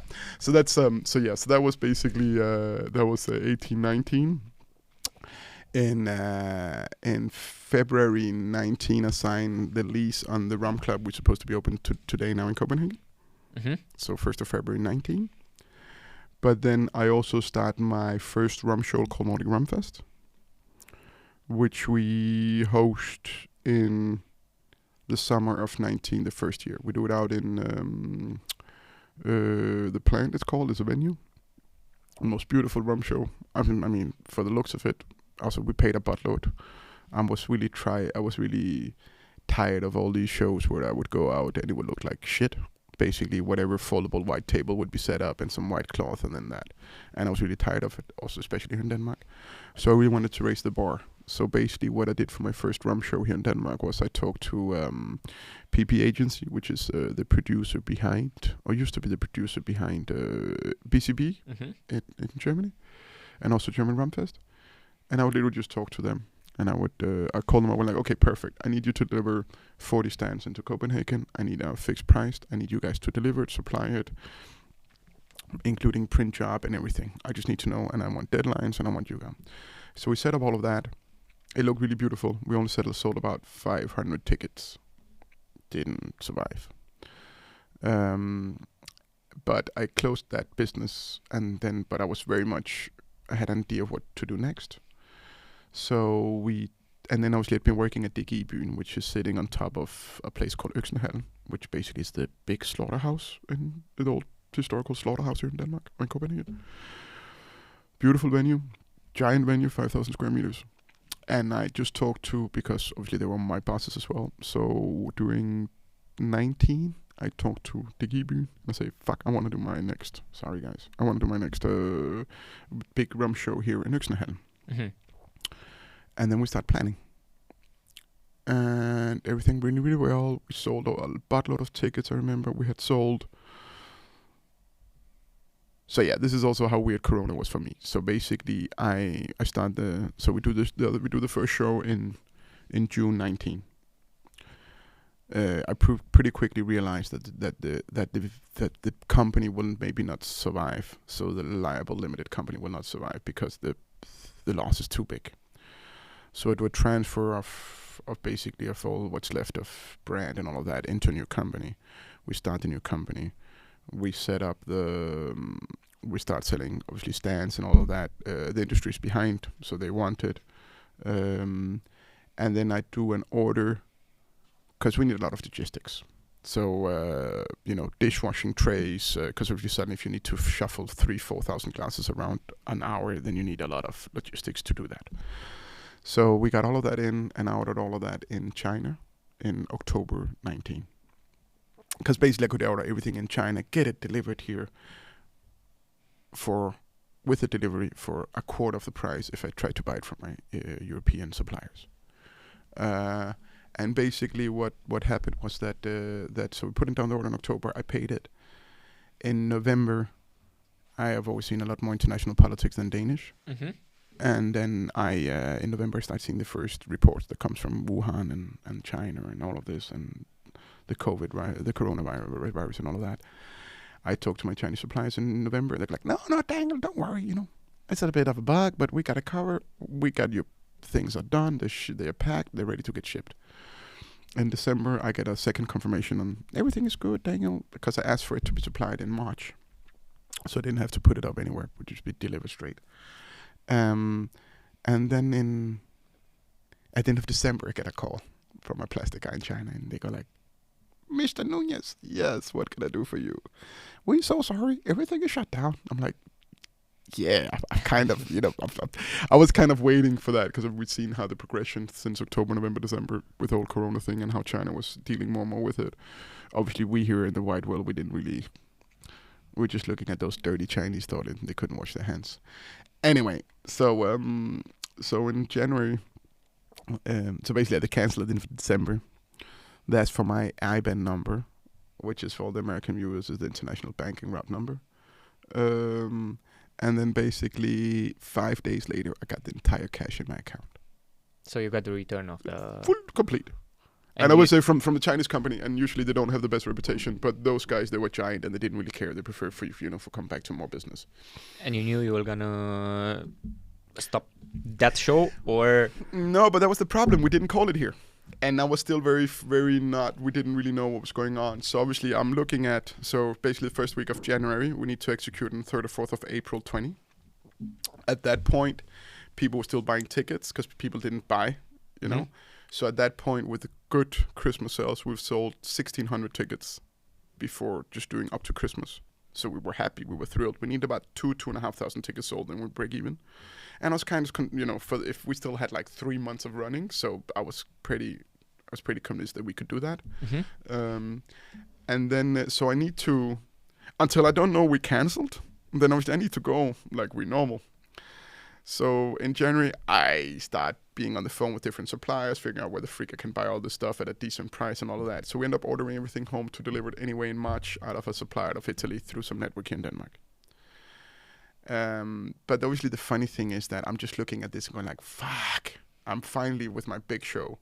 And obviously everything closing down and everything was like, okay, this is gonna turn into shit. But obviously we need to, I've got a green light until I know we don't have a green light anymore. And then basically we sit and I try to keep up with the news and try to look where the fuck and how we can do it. And I was just considering, are we gonna do masks? I was even considering ordering these masks where you could open up the mouth so they could have a sip of rum and then they could close it again. You know, stupid shit like that. We're just thinking out of the bag because we just need to figure out what to do. And then obviously it turned out 2026 or whatever March they closed down entire Copenhagen, Denmark, everything. That was it. So no more show in that year. That year, and obviously no more anything. Because let's agree, the Corona thing for a lot of people was very tough. But I will say that I think the guys who paid the highest price has been the small independent entrepreneurs all over Europe. Because obviously they haven't been able to get the same risk reduction like many others have. And then from that one we moved to the Whiskey and Rum show. Yeah, so basically, and then here's the crazy part about it, right? So basically, when I sign in 19, when I finally decide to go to Exhilarating and use them as my venue, they are so thrilled with what I've done with the rum show. So during November, December, when I start telling them how many tickets we sold, they're like, Daniel, you should do a show again in the fall. And I was like, I hadn't really thought about it, you know. Yeah, dang, there must be another show you can do in the fall because you're doing great. And as one of our, you know, you've worked with us and all that, you know our venue, you know everything. You should be doing this also here. You should be doing 2 shows a year. And I was like, yeah, okay. And let's agree, when you rent Exhilarating, it's 135,000 kroners a day without taxes. So in international money, that's like 20,000 USD a day. Nothing included. Not a fucking plug in the wall. Nothing. Just so you're aware. But, I mean, the venue's big. You can sell a lot of tickets. You can take down the price of your tickets. You know, it makes sense. And then basically, so while I'm ordering this in China, while we're looking at it, while this whole Wuhan thing is coming up, I'm basically signing to be the franchisee for Whisky Live, which is the basically whiskey show in the world for Nordics. Because I'm like, okay, you know what? I mean, I know the rum world. Jesus, the whiskey world should be a lot easier. How hard it can be? That's the approach that I can see a pattern in here. Yeah, you know, it's a one party. If you set up another party, I mean, if I'm buying all the structure and all the infrastructure to run such a show once, we might as well use it twice a year. You know, it's double usage. Might as well work. So basically, I had the head of Whisky Live from the UK flying over here in, I think it was February 20. And I was literally, and they were like, no, we're gonna be able to do it, and it's gonna be fine, and everything is gonna work out great. Don't worry about it. So I ended up signing with them, and I remember we paid the franchise fee, and everything was good.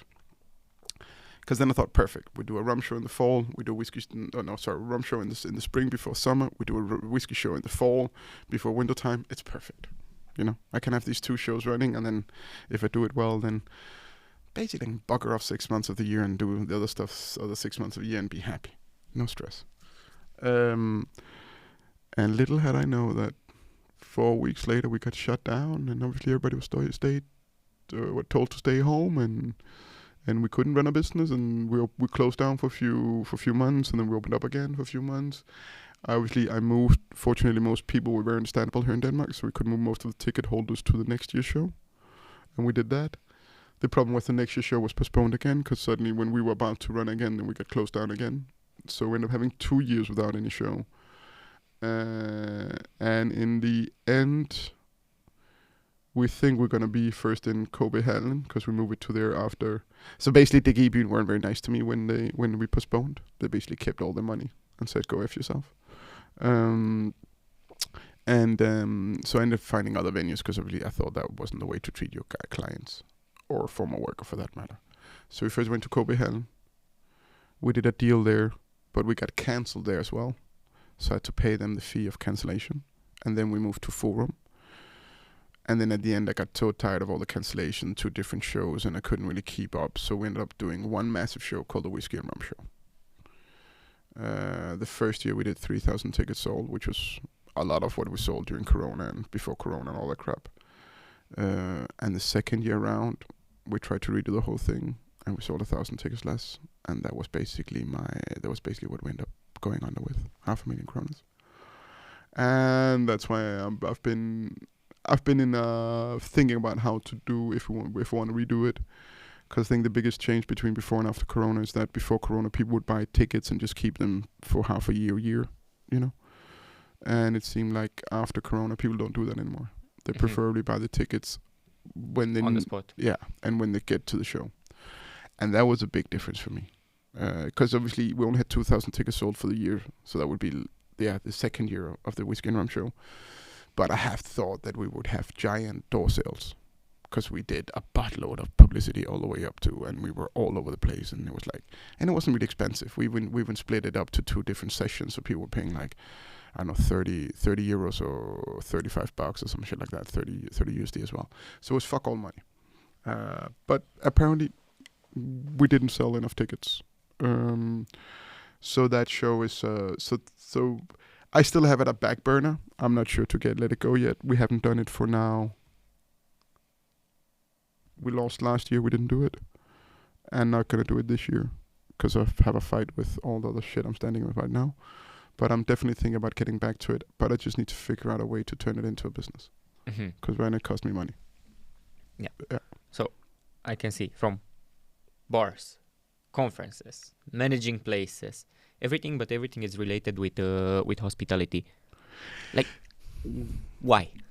Why still in this industry after that many? I mean, you had a couple of successes, you had a couple of losses, but you are still coming back, and you are still going and going and going, and we still haven't got it to the point where it's the present, where you jumped into a new project.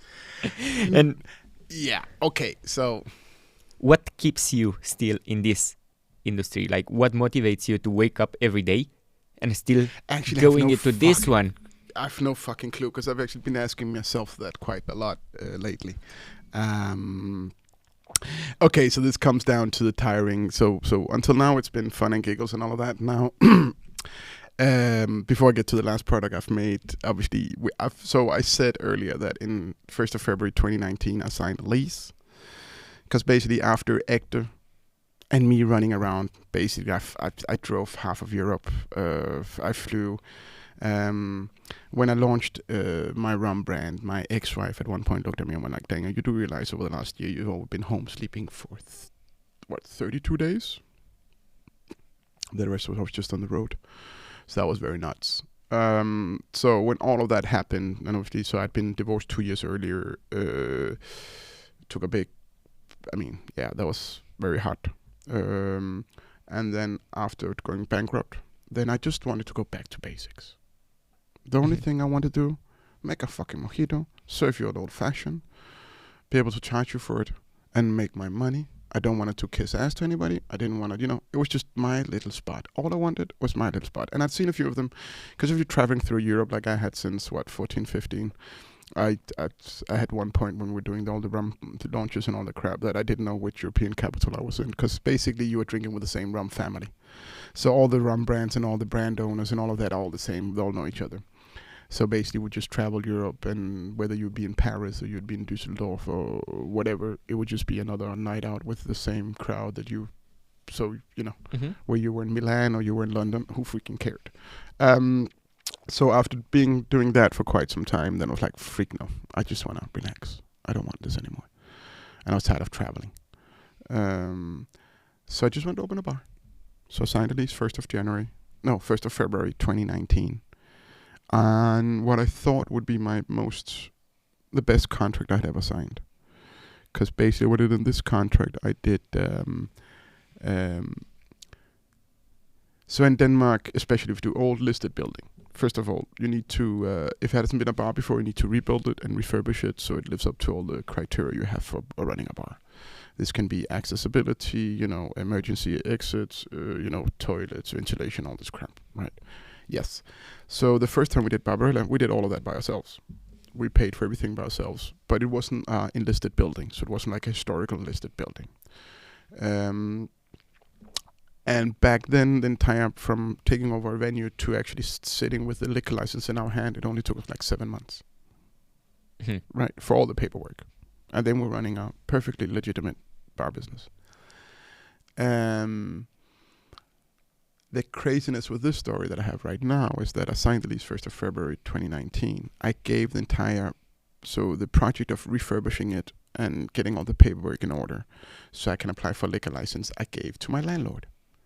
Because it's a very old and listed building. It's in like 100 meters from the King's residence. It's the most expensive neighborhood in Copenhagen. I'm not going to run that risk of having to run into some bullshit, whatever, and suddenly I get to put out so much money and it's not my building and blah, blah, blah. So I gave it to them. Little had I imagined that I would be waiting for now 73 months, so more than 6 years, and my landlord has still not fulfilled the contract.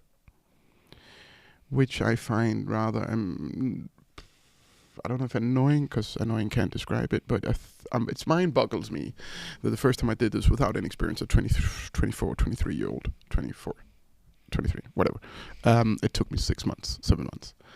Now, with a full professional property, real estate business, that's what they do, is their one fucking job. And not at least with a full professional, building consultancy firm, like, engineer consultancy firm. They haven't been able to deliver the paperwork so I can apply for a liquor license now after 73 months. That is fucking nuts. And tells a lot about how this society over the last 20 odd years has wrapped itself in useless bureaucracies and bullshit paper and bullshit meetings. That makes no sense. So that's it. Yes, and that is exactly the reason why I have a hard time actually answering your question. I don't know why I get up every morning. I haven't been able to run the business I was supposed to run now for 6 years. All I want to do was serve a fucking cocktail. I have been running a retail store, a liquor store, for 2 years because it opened during Corona. Because obviously I had no income. Unlike 95% of Denmark that all got fully paid and just wages put into the bank account. I didn't. So I had to make something work. And fortunately, liquor stores were still a life necessity. Mm-hmm. So that's why I ended up opening up a liquor store. I did that for 2 years while we set up the other shows as well. Waiting to be able to open up a bar. They told me that they knew what they were doing. We were supposed to be able to apply for liquor license last January. So after doing the last show last year and not being successful, I hunkered down for about 14 days when I didn't feel very well, and then I thought, fuck it, you gotta get up again. So I got up, then I built the bar. I literally built the bar. Not like a lot of people say they built a bar. No, I literally built the bar. And then I hoped you could open up as a bar in January. Figure out that my idiot landlord is an incompetent freak, not to say the other word. And he didn't know what he was doing. So I ended up turning it was supposed to be two little cocktail bar station setup. And then I ended up turning it into probably the smallest kitchen in Copenhagen. I have 4 square meters of kitchen. Then I turned it into a little coffee station. and I have a really small cocktail bar set up. We only have 35 seats in the little venue. We don't have a liquor license. Officially, we run a members club. Yeah, I think I'll just leave it at that. Yeah. So I don't know. I find it rather. I'm rather mesmerized that within the 20 years that I've been doing businesses in Denmark, we went from 6-7 months of turning a shop into a bar that now I've been waiting for 70 to 73 months, and we're still not there. So I'll probably end up waiting 6-7 years to turn this shop into a bar. That is staggering to me, and it's nuts. And I do have a few ideas why we are there. But also have a few analyses that not a lot of people will like to hear, because I do point out some of the weaknesses of our modern day society. Mm-hmm. And when you were with the café and then the bottle shop, how did you came up with the idea of making a new product? Because we have one more new product in here that is most recent product, which I love it, and I tasted it last year. We can leave the box in here. Yeah. Let's do it like this, because the bottle is a bit taller. So you came up with a new idea of a Christmas thing. Yeah. Okay. So how this one shaped? Yeah. Okay. So basically, ever since I've been running bars and restaurants and all of that, then me and my brother. Actually, my brother was always the one who was more keen into the gløgg. But we always made gløgg, our own gløgg. So gløgg is the Danish version of mulled wine. Mulled wine is obviously heated red wine with spices that you would enjoy in the winter season. So when it's cold, then you can heat yourself up with that. So this basically came along with the idea that. So I was basically running the liquor store, and it was during Corona. And everybody was, wearing their masks, and all the barriers covered up. We have no human contact to anybody. So I thought about doing something a bit different to the liquor store, and just going let's do something that's a bit cozy and welcome and warming to people. So I ended up just doing my own little, inspired by all the old recipes we used to do with my brother. I redid our old mulled wine, and obviously it's rum based. I'm a rum guy. And then basically, we've always used good red wine, because I've always been surprised of the poor quality of most of the mulled wines out here. I don't understand it. And then basically, I started making. I had like a little 15-liter, these pots, with a little Heaters? tab on. Yeah, basically, heaters. So I would just be doing 15 liters at a time. I bought a beautiful red wine. I would heat up my spices, add some rum to it. And the problem became that my neighbors kind of loved it. So I started having neighbors. So I would basically, whenever people come down to my shop during Christmas, I would give them a little glass of the mulled wine, like a little welcome. Go and enjoy, see what bottles you need, what you want me to wrap for your presents and all of that. And I started with that. And that was really beautiful. The first year, second year already, people could remember from last year. So people start coming down and asking if they could buy it, take it home. Mm-hmm. And in the beginning, I would just do 15 liters, but it would usually take me like 3-5 days, because I needed to macerate enough time to pull enough flavor out of the spices and all of that. And then on the second year, I had so many people coming down wanting to buy it that I kind of went like, okay, bring your own bottles. So then I bought another pot. So basically, I'll be doing a pot and have a pot already prepped for next week, right? So I said to people, bring your own bottles, and then you can come and just pay for the liquid, and then that's it. Have some fun. And rather quickly, I couldn't keep up. So the little 15-liter pot would not survive. So I would have to do more and more and more. And then at one point, I was like, this is really fucking stupid, Daniel, because I mean, you can do anything. You've made so many other products. Why don't you just make this, turn it into a product? So at one point, when we worked in Spain, I went to see another little family-owned distillery called Ordoqui, which is in the middle of Rioja country. So Rioja are rather fairly well known for all the beautiful red wines. Mm-hmm. And at one point, when I was working at Acha, we went out to Ordoqui because he needed some. Basically, Santi was helping him develop some vermouth, so I was on the trip with Santi. and we went down to the vermouth and tried it. And obviously, I was just part of the little bit feedback that we gave him on the vermouth. But the red wine they used for the vermouth, oh my fucking god! I mean, it does help a lot that your base product, if you do whatever wine product, that's a beautiful wine. And then I mean, and these are also very old school. So they have a little copper pot still from 1926, and they've been specialized in buying up all the wines from the region. So they've been So next year they have a 100 years anniversary. So basically they get to pick up. So a lot of the wine producers produce more wine they can actually bottle. But instead of just handing over all that surplus wine to some industrial distillation, so it generates just neutral alcohol, then they prefer to sell it off to the little distillery, so they get used to making vermouths and other like vinous product. And then so I tried all the different like samples they got, and we tried the vermouth they make is beautiful. So obviously suddenly I had to do this, and then. And obviously we've made the sample and prepped everything and all that. And then obviously I always call Santi. He goes like, "Hey Santi, I need to do this." And he goes like, "Yeah, Daniel, but remember Odoki?" I'm like, "Oh yeah, that little one. Yeah. I'll set you up with Ruben. You'll talk to them and then you'll make it happen." And I'm like, "Yeah, remember those red wines? They were beautiful. Yeah, but call them up and see if you have a few thousand liters for you and see if you can grab some of that." I'm like, "Yeah, sure." And then basically I called up the little distillery. Ruben is the guy in charge now for the family, and again, that's obviously Spanish being one of my mother tongues. Then I just called up Ruben and go like, "Hey, can we make this? Can we make like a vermouth like for winter time?" And he go like, "Yeah, sure." And then I basically send him down a sample. I tell him what I want. I tell him the spice, how I want it, and the flavor notes, and how I want it produced.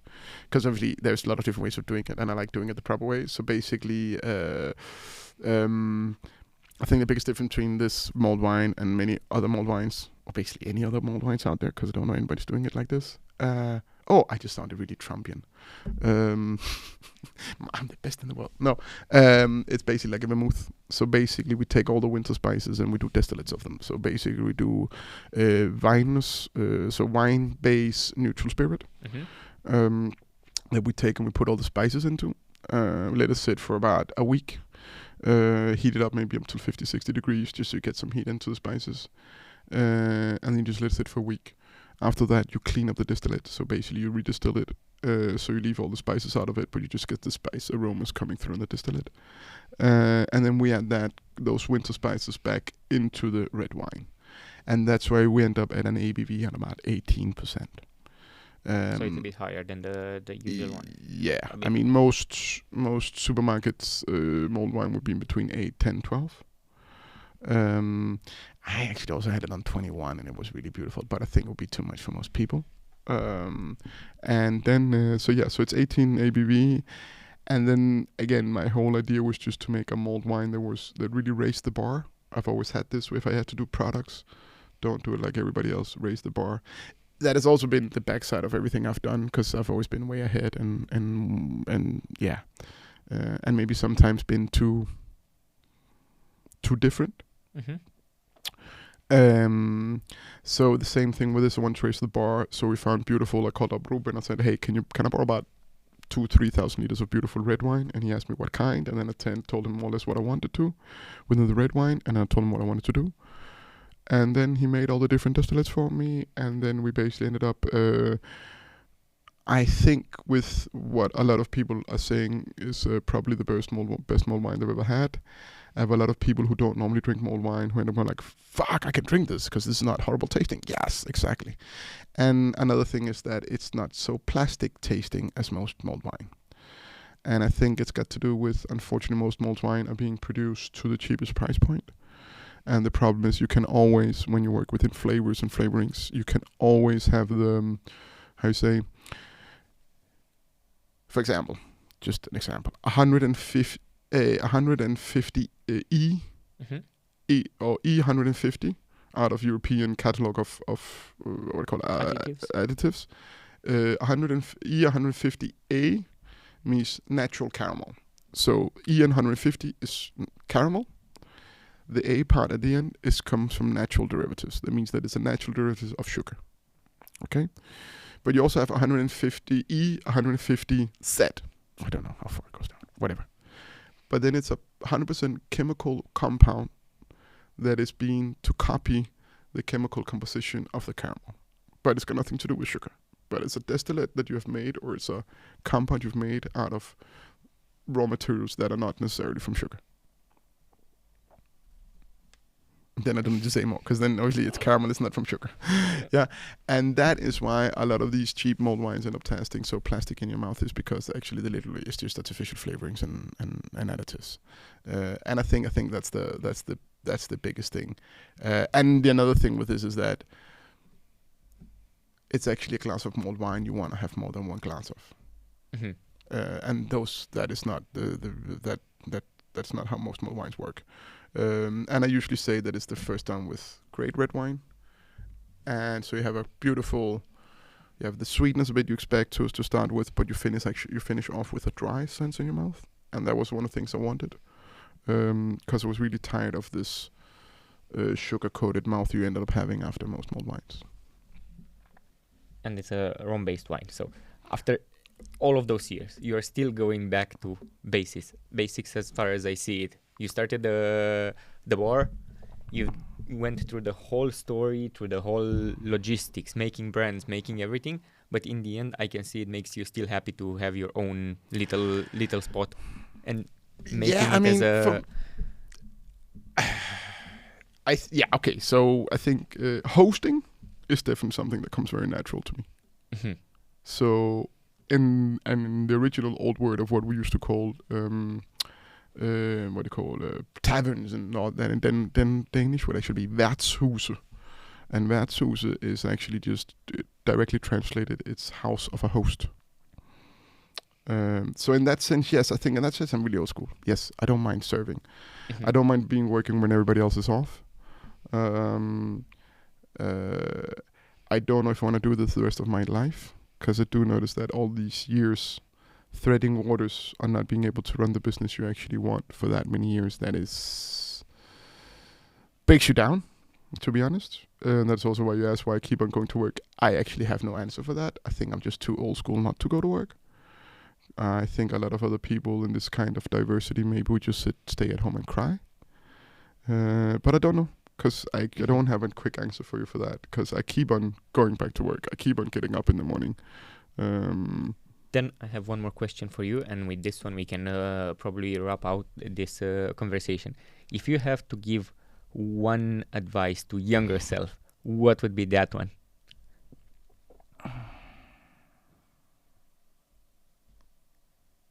Put a price on your own time. Mm-hmm. And put a proper price of your own time. Because I've always believed that because I was doing what I thought was fun, and I was fun. I mean, I've had some crazy times, both good and bad. But put a price on your own time. Make sure you get paid every step through the way, and get a pension plan. I think no shit. I mean, this is probably the most straight up shit you'll hear, and mostly that with putting a price on your own time, because I think that I've never been good at pricing myself, because it's always like, okay, so it's me, it's my brand, I do it, who cares if I get paid this month, I have a brand, it works, beautiful, come, let's just move on. But I think it's also why, yes, I think that would be my most, is that always make sure you because also if you don't get paid by your own businesses, at one point it gets up to be a problem. Mm-hmm. And you kind of get tired of your own businesses, because obviously you don't feel like you get that payout from it. And I think that would be probably, but then again, if I had that attitude, then I wouldn't have been waiting for 6 years to open a bar, because then obviously it's if I was this calculative and needed those, I mean, I know a lot of people and associates, they need to make 50, 60, 70,000 a month, or else their entire life goes down, because obviously the mouse wheel they've set up for themselves in the mortgage of the house and the car payments and all of the rest of the bullshit, that is what's dragged them to that, and they need to be doing that 24/7, or else they fucked.